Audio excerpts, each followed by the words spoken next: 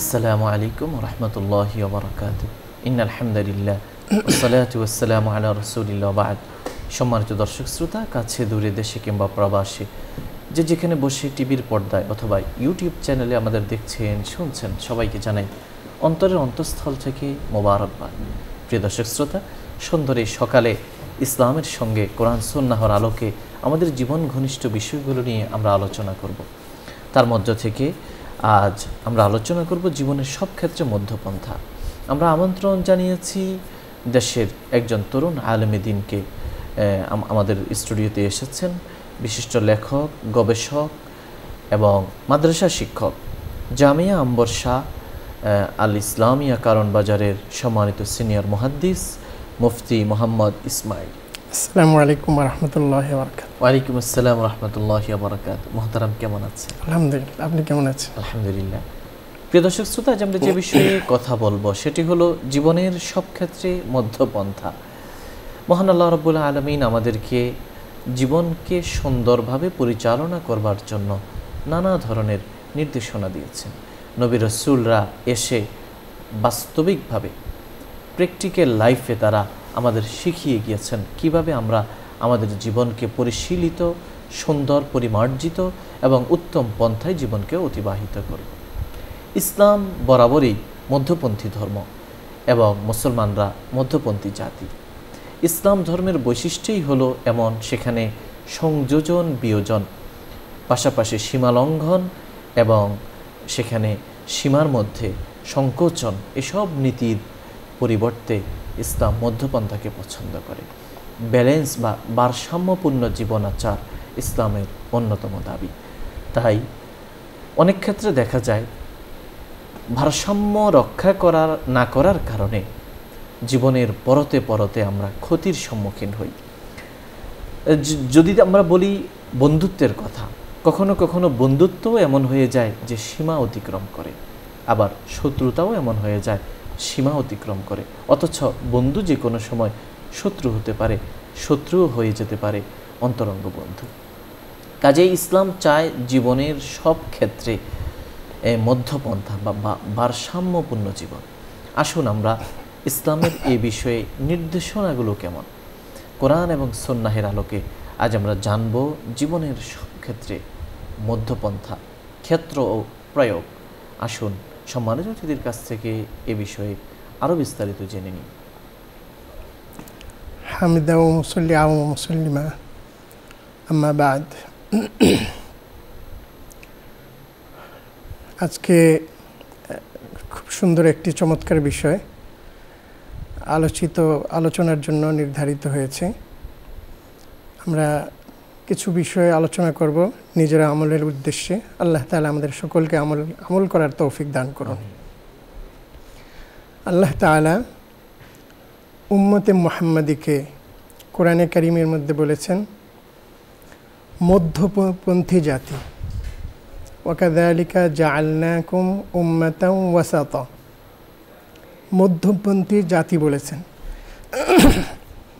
অর্থাৎ এই উম্মতের সব কিছুতে আকীদা, বিশ্বাস, চলাফেরা, চালচলন, অর্থনৈতিক বিষয়, যাবতীয় বিষয়ে তাদের ভারসাম্য থাকবে।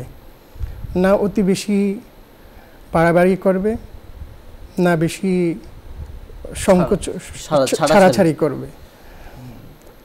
দুইটাই ক্ষতিকর। পূর্ববর্তী জাতির মধ্যে যেটা হয়েছে, বেশি বাড়াবাড়ি করার কারণে তারা ক্ষতির সম্মুখীন হয়েছে, আবার ছাড়াছাড়ির কারণেও ক্ষতির সম্মুখীন হয়েছে, ধ্বংস হয়েছে। নবী আলাইহিস সালাম বলেছেন হালাকা শব্দ, ফাইন্নামা হালাকা মান কানা ক্বাবলাকুম। তো নাসারাদের বাড়াবাড়ি কী ছিল? অনেক বাড়াবাড়ি ছিল। তার ভিতরে তারা হযরত ঈসা আলাইহিস সালামকে আল্লাহর পুত্র বানিয়ে ফেলেছে, নবী থেকে আল্লাহর পুত্র হয়ে গিয়েছে। আবার আল্লাহ তাআলাকে তিন খোদার একজন, ঈসা আলাইহিস সালামও একজন আল্লাহ, আল্লাহর পুত্র, আবার এক আল্লাহ।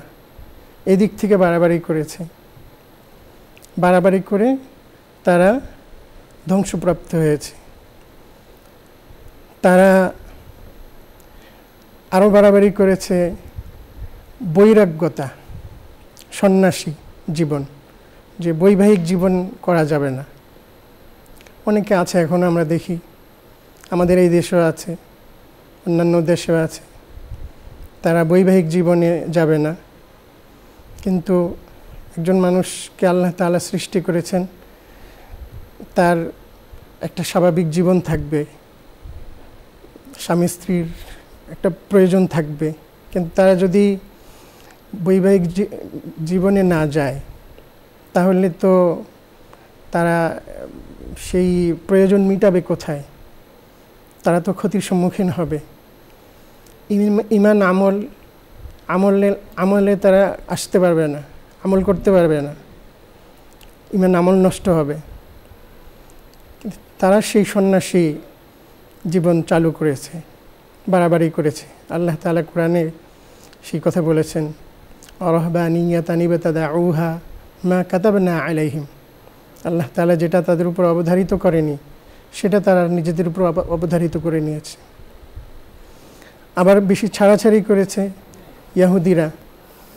তারা নবীদেরকে তো মানেই নাই, নবীদের কথা শুনে নাই, এমনকি অনেক নবীকে অন্যায়ভাবে তারা হত্যা করেছে, যেটা কোরআনে কারীমের মধ্যে আল্লাহ তাআলা জায়গায় জায়গায় বলেছেন।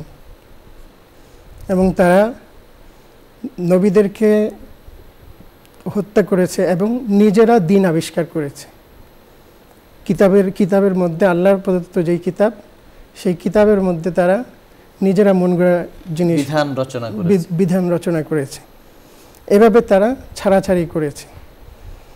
কিন্তু দিন ইসলামের ভিতরে আল্লাহ তাআলা এই বাড়াবাড়ি আর ছাড়াছাড়ির সুযোগ নাই। নবী আলাইহিস সালামকে আল্লাহ তাআলা নবী হিসাবে পাঠিয়েছেন, তাকে নবী হিসাবেই মানা। এক্ষেত্রে যারা বাড়াবাড়ি করে নবীকে নিয়ে, আবার যারা ছাড়াছাড়ি করে নবী কিছুই না, তারাও সেই হিসাবের মধ্যে পড়ে যাবে যে বাড়াবাড়ি করছি কিনা বা ছাড়াছাড়ি করছি কিনা। তো যেহেতু বাড়াবাড়ি ছাড়াছাড়ি দুটোটাই খারাপ, মধ্যম পন্থা আমাদের জন্য আল্লাহ তাআলা অবধারিত করেছেন, আমাদেরকে এই জাতিও বলেছেন, মধ্যপন্থী জাতি বলেছেন। সেই হিসেবে সব কিছুতে যদি আমরা মধ্যপন্থা অবলম্বন করে চলতে পারি তাহলে এটি আমাদের নবীর সুন্নাহ হবে।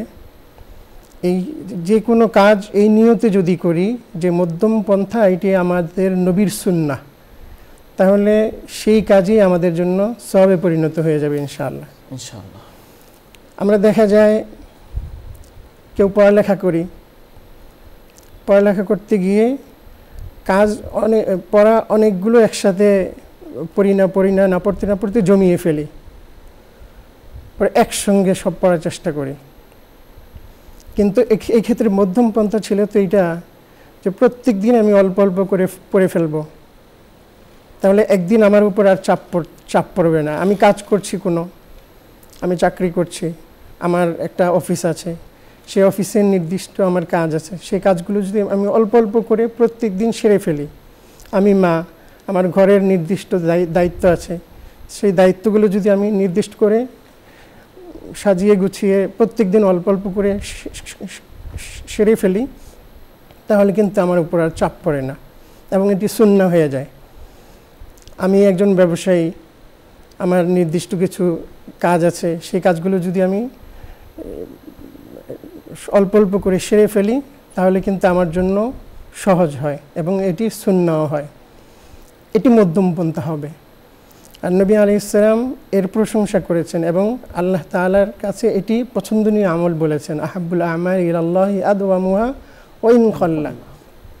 যে আমল নিয়মিত করা হয় সেটা অল্প হলেও তার মধ্যে বরকত থাকে। আর যদি কাজ অনেক করে, দেখা যায় যে অনেক মানুষ এরকম আছে কাজ জমিয়ে একদিন সব কাজ করতে যায়, সব কাজ একদিন যখন জমিয়ে করে, বেশি কাজ করার কারণে সে আবার কয়েকদিন অসুস্থ থাকে। তো এই অসুস্থতার জন্য সে নিজেই তো দায়ী, আমরা নিজেরাই দেই। তো এই জন্য আমাদের উচিত আমরা অল্প অল্প করে, সেটা কাজের ক্ষেত্রে, পড়াশোনার ক্ষেত্রে, কাজের ক্ষেত্রে হোক, পড়াশোনা, যার যার আমরা যেই যে কাজ, মধ্যপন্থা বা ভারসাম্যপূর্ণ জীবনটাই গুরুত্বপূর্ণ এবং এটি সুন্নাহ। এমনকি ইবাদতের ক্ষেত্রেও এটাই সুন্নাহ। ফরজ ইবাদত যেটা আছে সেখানে তো আর কোনো কম বেশি করার সুযোগ নেই। ওয়াজিব যেটা আছে সেটা কম বেশি করার সুযোগ নেই। সুন্নাহ, মুস্তাহাব, নফল, যে নফল আমি পড়া শুরু করেছি, সারা রাত নফল পড়ছি, কিন্তু সারা রাত যদি আমি নফল পড়ি তাহলে দুনিয়ার জীবনে চলার জন্য আমার তো কিছু করা লাগবে, সেটা করব কখন? আবার সারা রাত যদি প্রত্যেক রাতেই যদি আমি সারা রাত ইবাদতে চালিয়ে যাই, তাহলে আমার অন্যান্য কাজগুলো করে দিবে কে?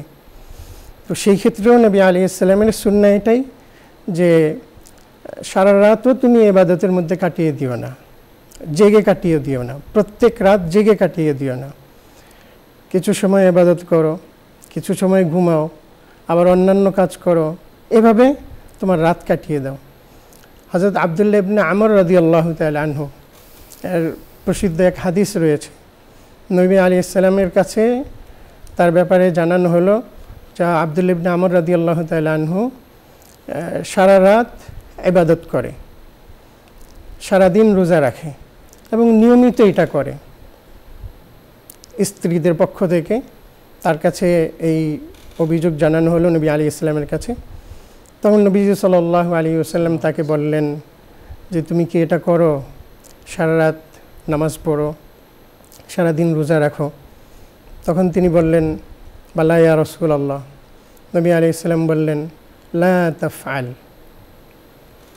হে আব্দুল্লাহ তুমি এটা করো না, কেননা তোমার চোখের লিআন্না জিসমাকা আলাইকা হক, লিজাসাদিকা আলাইকা হক ওয়া লিআইনিকা আলাইকা হক। চোখের হক আছে, শরীরের হক আছে, স্ত্রীর হক আছে, আত্মীয় স্বজনের হক আছে। তো সেভাবে রাতটা কাটাতে হবে। আরেক হাদিসের মধ্যে এসেছে, নবী আলাইহিস সালাম একবার দেখলেন যে মসজিদের নববীতে একটা রশি বাঁধা 2 খুঁটির মাঝখানে। সাহাবা ইকরামকে জিজ্ঞেস করলেন যে এই রশি কিসের? সাহাবা ইকরাম বললেন, যায়েনব রাদিয়াল্লাহু তাআলা আনহা এই রশি বেঁধে রেখেছেন। কেন? যখন ইবাদত করতে করতে ঘুম এসে যায় তখন তিনি এই রশি দিয়ে বেঁধে রাখেন, যাতে ঘুম না আসে, আরও ইবাদত করতে পারেন। তখন নবী আলাইহিস সালাম বললেন, লিউসাল্লি আহাদুকুম নাশাতা ওয়া ইযা ফাতারা ফালইয়াকউদ। তোমাদের প্রত্যেকে যেন ততক্ষণ পর্যন্ত ইবাদত করে, যতক্ষণ পর্যন্ত নফল ইবাদত, যতক্ষণ পর্যন্ত তার উদ্যমতা থাকে, আগ্রহ থাকে, মজা থাকে। কিন্তু যখন তার বিরক্তি লাগছে, আর ভালো লাগছে না, ক্লান্ত হয়ে গিয়েছে, তখন সে যেন আপাতত স্থগিত রাখে, বিশ্রাম নেয়, বসে একটু ঘুমিয়ে নেয়। নবী আলাইহিস সালামও তাই করতেন। অন্য হাদিসের ভিতরে এসেছে যে নবী আলাইহিস সালাম যখন ঘুম এসে যেত ঘুমিয়ে নিতেন, আবার উঠে আবার ইবাদত করতেন। কিন্তু অনেক বেশি একসঙ্গে করে তারপরে ক্লান্ত হয়ে যাবেন, তারপরে আবার কয়েকদিন আবার ইবাদত ছুটা হয়ে যাবেন, সেটা যেন না হয় সেজন্য নবী আলাইহিস সালামের সুন্নাহ হলো মধ্যম পন্থা, অর্থাৎ নফল ইবাদতের ক্ষেত্রেও মধ্যম পন্থা অবলম্বন করা। অর্থাৎ সব ক্ষেত্রেই পৃথিবীতে যা কিছু আছে আমরা মধ্যম পন্থা খুঁজবো কী করে? একটা মাপকাঠি কী পাবো, কোথায় পাবো? মাপকাঠি হচ্ছে নবী আলাইহিস সালামের সুন্নাহ। তো নবী আলাইহিস সালামের সুন্নাহ অনুযায়ী যদি এই কাজটি হয় তাহলে বুঝতে হবে যে না, এটি মধ্যম পন্থায় হয়েছে। একদা 3 জনের একটি কাফেলা নবী আলাইহিস সালামের ইবাদত সম্পর্কে জানার জন্য স্ত্রীদের বাড়ির কাছে আসলেন। এসে দেখলেন যে নবী আলাইহিস সালাম নাই। সাহাবা একরাম সেই 3 সাহাবী জিজ্ঞেস করলেন যে নবী আলাইহিস সালামের ইবাদত সম্পর্কে। ইবাদত শুনতে পেলেন যে নবী আলাইহিস সালাম কখনো ঘুমান, কখনো রোজা রাখেন, কখনো রাখেন না, ইত্যাদি নবী আলাইহিস সালামের ইবাদত সম্পর্কে জানতে পারলেন স্ত্রীদের কাছ থেকে।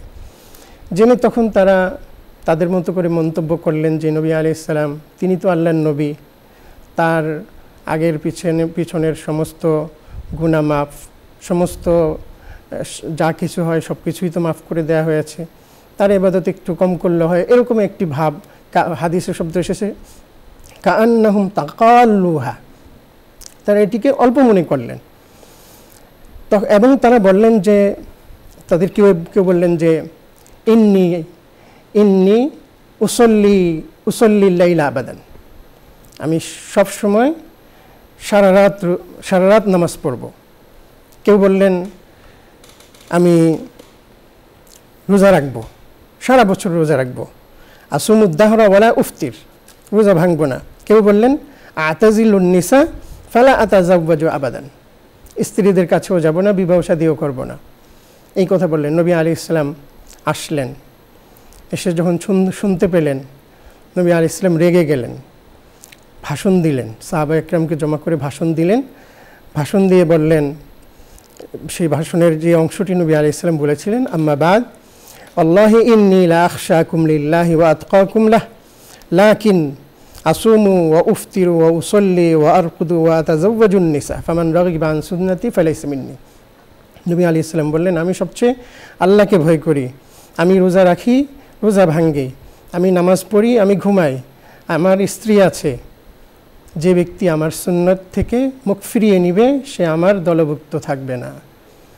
তবে আমরা যদি চাই যে আরও বেশি ইবাদত করতে, যেটা নবী আলাইহিস সালাম করেননি, যেই পন্থে নবী আলাইহিস সালাম করেননি, যে এত বেশি করতে করতে পরে দেখা যাবে যে একসময় আমি ইবাদত থেকেই বঞ্চিত, আগ্রহই হারিয়ে যাবে আমার, অথবা আমার শরীর একেবারে নিস্তেজ হয়ে যাবে, দুর্বল হয়ে যাবে, আমি আর ইবাদতই করতে পারবো না। সেজন্য নবী আলাইহিস সালামের নির্দেশনা হলো যেন আমরা, নবী আলাইহিস সালামের সুন্নাহ হলো যেন আমরা মধ্যম পন্থা অবলম্বন করি, না বাড়াবাড়ি না ছাড়াছাড়ি, একেবারে আমরা ছেড়েও দিব না ইবাদত, একেবারে আমরা খুব বেশি করতে গিয়ে পরে ইবাদতের আগ্রহ আমরা হারিয়েও ফেলব না।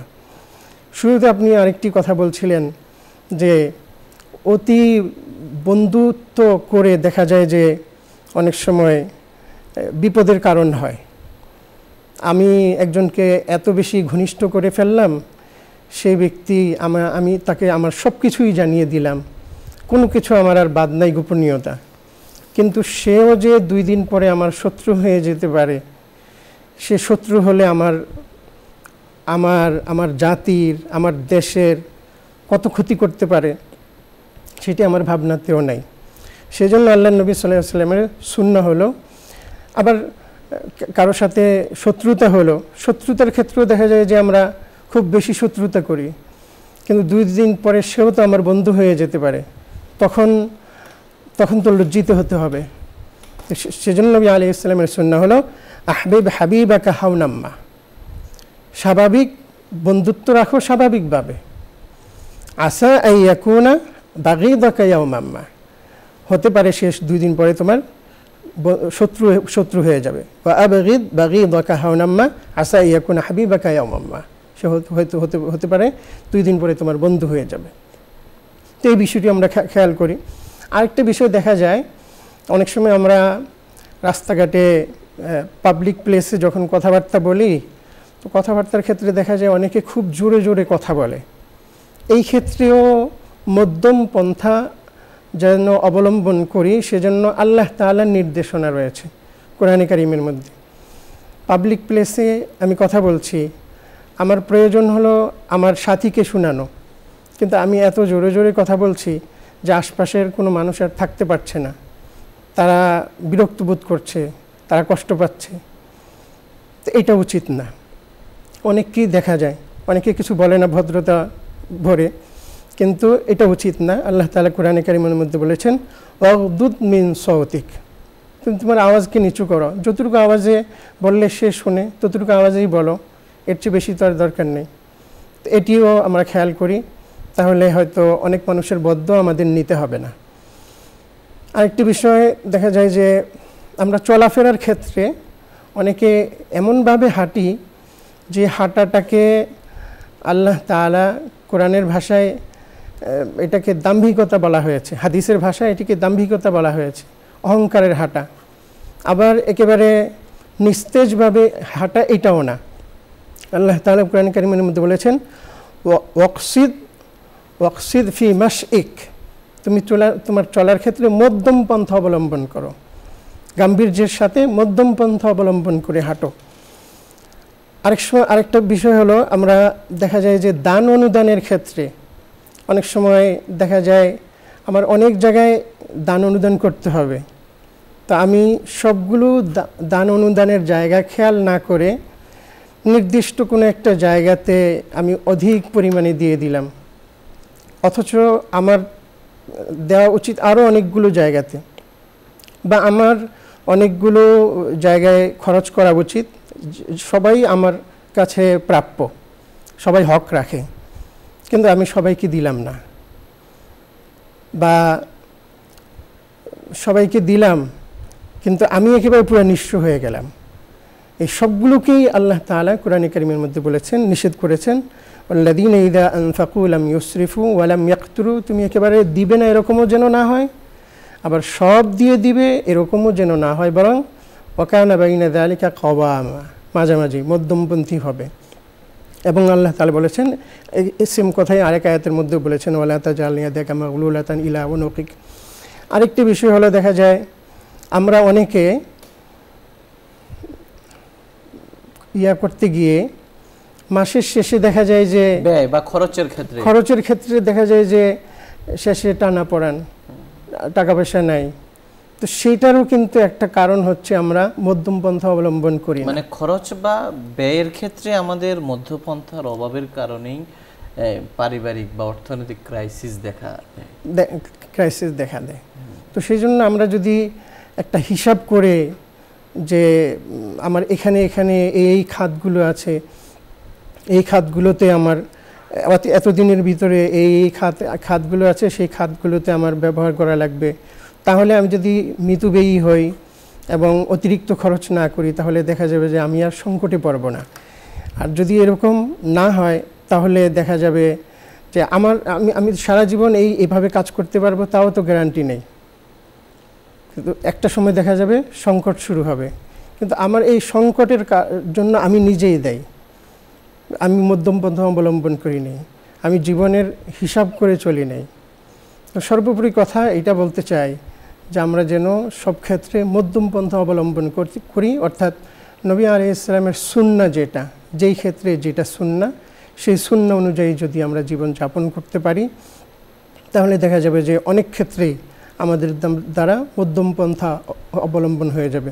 নবী আলাইহিস সালাম তাহাজ্জুদ কত রাকাত পড়েছেন, আমরা সেভাবে পড়ি তাহাজ্জুদ। নবী আলাইহিস সালাম দিনে কি সুন্নাহগুলো, নফল নামাজগুলো পড়েছেন, সেগুলো আমরা পড়ি। তো নবী আলাইহিস সালাম কি রোজা রেখেছেন মাসে, সেই রোজাগুলো আমরা রাখি, তাহলে দেখা যাবে যে আমার রোজাও হয়ে গেল, নফল রোজাও হয়ে গেল। নবী আলাইহিস সালাম কোরআন পড়েছেন, আমরা কোরআন পড়ি, সারা বছর কোনো খবর নাই, এরকম যেন না হয়। অনেক আমলের জন্য খুব উঠে পড়ে লেগে যায়। যে একটু শুকরিয়া মোহতারাম, আপনি আমাদের বলছিলেন জীবনের সব ক্ষেত্রে মধ্যপন্থা।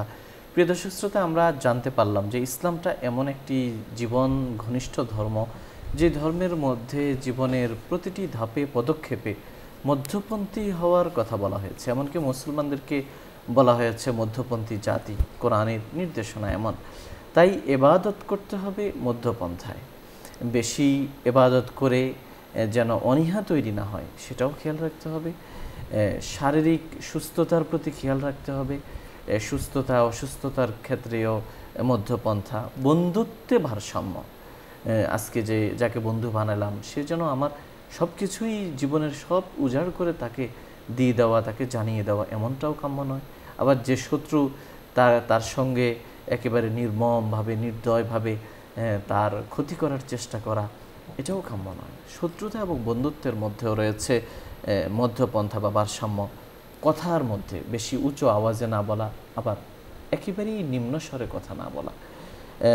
অনুরূপভাবে চলাফেরায় মধ্যপন্থা।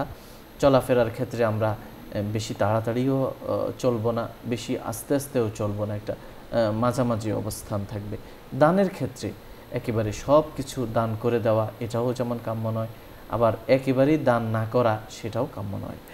পাশাপাশি আমাদের অর্থনৈতিক জীবন আচারে যে মধ্যপন্থা এটাও জরুরি। আমাদের প্রত্যেকেরই উচিত কিছু সঞ্চয় করা।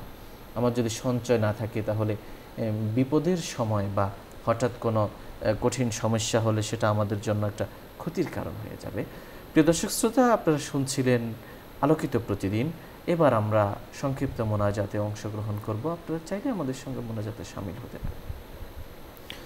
আলহামদুলিল্লাহি রাব্বিল আলামিন والصلاة والسلام على أشرف الأنبياء والمرسلين وعلى آله وصحبه أجمعين اللهم لك الحمد كما ينبغي لجلال وجهك وعظيم سلطانك سبحان الله وبحمده سبحان الله العظيم رب اجعلني مقيم الصلاة ومن ذريتي ربنا وتقبل دعاء ربنا اغفر لي ولوالدي وللمؤمنين يوم يقوم الحساب رب ارحمهما كما ربياني صغيرا يا رب العالمين আল্লাহ, আপনি আমাদের এই অনুষ্ঠানকে কবুল করুন। এর মধ্যে যা কিছু আলোচনা হলো, আল্লাহ বক্তা শ্রোতা সবাইকে আমল করার তৌফিক নসিব করুন। আল্লাহ, আপনি তৌফিক দিলেই বান্দার পক্ষে কোনো আমল করা সম্ভব হয়। আল্লাহ, আপনি যদি আমাদের সেই সৌভাগ্য দান করেন তাহলেই তো আমরা সিরাতে মুস্তাকিমের উপর থাকতে পারবো। আল্লাহ, আপনি আমাদেরকে সত্যের উপর অবিচল রাখুন, হেদায়েতের পথে পরিচালিত করুন, আমাদের অন্তঃকরণে ঈমানের নূরকে প্রজ্বলিত, ইসলামের পথে আমাদের দীক্ষিত করুন, ইসলামের জন্য আমাদের হৃদয়কে অবমুক্ত করে দিন, আমাদেরকে জান্নাতি মানুষ বানিয়ে দিন, জান্নাতি কাফেলার মিছিলে শামিল করে দিন, আমাদেরকে সুস্থতার নিয়ামত দান করুন, অসুস্থতা থেকে, দুরারোগ্য ব্যাধি থেকে, মহামারী থেকে, অপঘাতে মৃত্যু থেকে, অতর্কিত বিপদ থেকে আমাদেরকে রক্ষা করুন, আমাদের হায়াতে বরকত দান করুন। আল্লাহ, আমাদের জিন্দেগিকে আল্লাহ আপনার মত, আপনার পথ, আপনার দেওয়া বিধান অনুসারে পরিচালিত করবার তৌফিক নসিব করুন। সুন্নাহের আলোকে উম্মাহকে সঙ্গে নিয়ে এগিয়ে যাওয়ার তৌফিক দান করুন। এই দেশকে ইসলামের জন্য আপনি কবুল করুন, দিকে দিকে ইসলামের পতাকা উড্ডীন করে দিন। আল্লাহ, আমাদের চরিত্র ভালো করে দিন, আমাদের মর্যাদা উন্নীত করে দিন। আল্লাহ, আমাদের রিজিকে প্রশস্ততা দান করুন। আল্লাহ, আমাদের হায়াতে বরকত দান করুন। সমস্ত সংকট থেকে উত্তরণের পথ দেখিয়ে দিন। আমাদের অসমাপ্ত কাজগুলোকে সমাপ্ত করার তৌফিক দান করুন। কঠিন কাজগুলো সহজ করে দিন, কঠিন কাজগুলো সহজ করে দিন। অবরুদ্ধ জায়গা থেকে প্রশস্ত মহাসড়কে তুলে দিন। যেখানে যেখানে পিঠ ঠেকে গেছে আল্লাহ, সেখান থেকে উদ্ধার করে দিন। আল্লাহ, ব্যবসা বাণিজ্যের পথ উন্মোচিত করে দিন। ব্যবসায়ী ভাইদের ব্যবসা বাণিজ্য বারাকা নসিব করুন। চাকরিজীবীদের চাকরি বাকরিতে উন্নতি দান করুন। ইয়া রাব্বাল আলামিন, আমাদের পারিবারিক জীবন, দাম্পত্য জীবনকে সুখময় করে দিন। পরিবারগুলোকে শান্তির ঠিকানা বানিয়ে দিন। প্রাতিষ্ঠানিক জিন্দেগিকে আল্লাহ সম্মানজনক করে দিন। আমাদের দোষ ত্রুটি আপনি ঢেকে দিন, আমাদের দোষ ত্রুটি আপনি ঢেকে দিন। আমাদের গুনাহ খতা আপনি মাফ করে দিন, আমাদের গুনাহ খতা আপনি মাফ করে দিন। আমাদের মুরব্বীদেরকে ক্ষমা করে দিন, আমাদের মুরব্বীদেরকে ক্ষমা করে দিন। এই দেশের উপর খাস রহমত নাজিল করুন, এই দেশের জন্য কল্যাণের ফয়সালা করুন। এই অনুষ্ঠানের মাধ্যমে দ্বীনের যে খিদমত হচ্ছে, এর পিছনে যারা আছেন, যাদের অবদান, যাদের ইহসান, যাদের পৃষ্ঠপোষকতায় আল্লাহ দ্বীনের এই প্রচার প্রসার হচ্ছে, তাদেরকে কবুল করুন। ব্যবসা বাণিজ্যে বারাকা নসিব করুন, হায়াতে বরকত দান করুন, সব ধরনের বিপদ আপদ থেকে হেফাজত করুন। আল্লাহ, আমাদের সমস্ত দোয়াগুলোকে আপনি কবুল করুন। সুবহান রাব্বিকা রাব্বিল ইজ্জাতি আম্মা ইয়াসিফুন, সালামুন আলাল মুরসালিন, আলহামদুলিল্লাহি রাব্বিল আলামিন। প্রিয় দর্শক শ্রোতা, এতক্ষণ ধরে অত্যন্ত ধৈর্য সহ আপনারা শুনছিলেন আপনাদের প্রিয় অনুষ্ঠান আলোকিত প্রতিদিন। পুরো সময় আমাদের সঙ্গে থাকার জন্য ধন্যবাদ। ওমা আলাইনা ইল্লাল বালাগ। আসসালামু আলাইকুম ওয়া রাহমাতুল্লাহি ওয়া বারাকাতুহু।